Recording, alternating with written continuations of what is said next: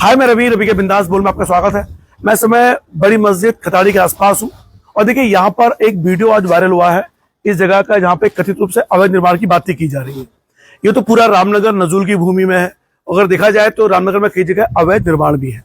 नगर पालिका पे अक्सर ये आरोप लगते रहे हैं कि इन्होंने जमीनों को खुर्द-बुर्द किया है। इसमें कितनी सच्चाई है तो जांच के बाद पता चलेगा। लेकिन जिस जगह मैं अभी खड़ा हूँ, ये पीछे आप यहाँ देख पा रहे हैं कि यहाँ एक वीडियो वायरल हुआ है और ये जगह मैं कैमरामैन से कहूँगा थोड़ा नजदीक आके एक बार दिखाएंगे। यहाँ पे देखिए, ये वो जगह है कि जिसके अवैध निर्माण की बातें यहाँ पे की जा रही हैं। तो रवि के बिंदास बोल में आप लाइव देख रहे हैं। ये देखिए आप, ये अवैध निर्माण हो रहा है या नहीं हो रहा है, या निर्माण है या नहीं, ये तो जांच के बाद ही पता चलेगा। लेकिन फिलहाल रवि के बिंदास बोल में आप रिपोर्ट देख रहे हैं। देखिए, अगर हम इस खताड़ी के क्षेत्र की बात करें तो हमने यहाँ के लोगों से जब बात की तो कई लोगों ने ये कहा कि 1975-80 में नीलामशुदा प्लॉट है यहाँ पे, और उसके बाद 1990 में नगर पालिका ने इनको यहाँ पर जमीन आवंटित भी कर दी थी। अब ये कितनी सच्चाई है, इस पर भी जांच होनी चाहिए।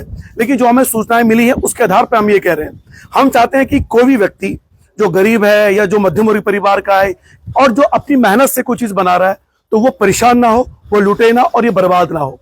तो आज जब हमें ये वीडियो मिला तो हमें खबर आई देहरादून से, पता चला। अब तो मैं थोड़ा बिजी था आज, तो उन्होंने कहा सर आपके इलाके में अवैध निर्माण हो रहा है तो क्या करें। तो जब कोई भी अवैध निर्माण की खबर मिलती है तो हम तहकीकात करते हैं। और पूरे उत्तराखंड में जितनी भी जमीन है, चाहे नजूल की हो, सरकारी भूमि में हो, वन भूमि में हो, सरकार को एक स्टैंड लेना होगा। अगर किसी जमीन पे बहुत से लोग 30-30, 35-35, 40 सालों से बसे हुए हैं, उन्हें अगर बाद में उजाड़े तो लगता है कि वो एक नाइंसाफी होगी उन लोगों के साथ। तो इसलिए इस विषय पर लोगों की भावनाओं को भी समझना चाहिए। लेकिन हाँ, नए निर्माण तब तक ना किए जाए। उससे क्या होगा कि अगर नए निर्माण क्योंकि सूचना ये मिली कि यहाँ पर रात को चोरी छिपे निर्माण हो रहा था। चोरी छिपे जब इस तरह के निर्माण होते हैं तो शक के दायरे में चीजें आती हैं, और शक के दायरे में जो बाकी आसपास के लोग होते हैं उनको भी नुकसान होने की पूरी संभावनाएं होती हैं।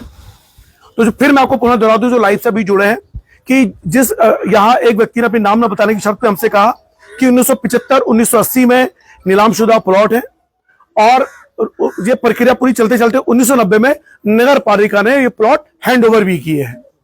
कब्जा, उनको कब्जा दिया है और सबकी बुनियादें उसमें भरी हुई है।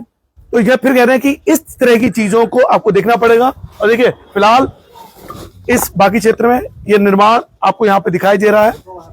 और देखिए, फिलहाल अभी चीजें रोक दी गई हैं।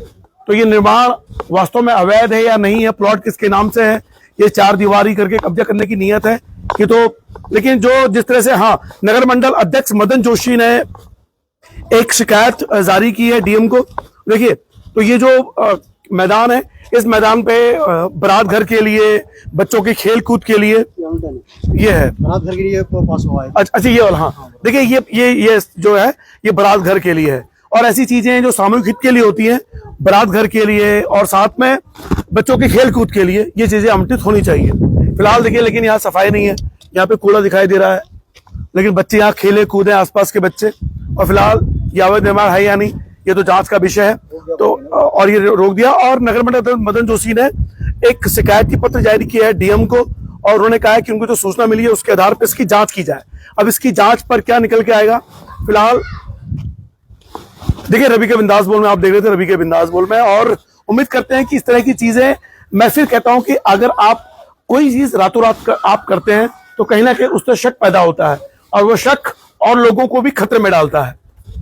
फिलहाल सरकार को ये तय करना पड़ेगा कि जितनी भी चीजें हैं, नजूल की हैं या बाकी इलाकों में है या वन में है, उन लोगों को स्पष्ट कर दिया जाए कि जमीन आपकी है या नहीं है। क्योंकि ऐसी स्थिति में हमेशा वो डरे समय रहेंगे, डर के खौफ में रहेंगे, और कई दलाल उनको ब्लैकमेल करते रहेंगे, और कई बार तो पत्रकार भी उन्हें परेशान करते हैं। तो उम्मीद करता हूं कि ये चीजें नहीं होंगी। फिलहाल अब मदन जोशी नगर मंडल अध्यक्ष ने जिस तरीके से डीएम को ये लेटर दिया है, इस पर जांच होगी इस प्लॉट की। कहीं ऐसा ना हो कि इस प्लॉट के कारण और भी जो प्लॉट जो निर्माण हो रहे हैं वो भी इसके जद में आ जाए। इस पे सावधान रहना होगा। फिलहाल रवि के बिंदास बोल लाइव से शुक्रिया। तो मैं आपको खताड़ी के इस क्षेत्र में छोड़े चले जाता हूँ। देखिए, फिलहाल ये ताला जो सुबह वीडियो वायरल हुआ है, हम यहाँ लाइव पहुंचे हैं। जय उत्तराखंड, जय भारत।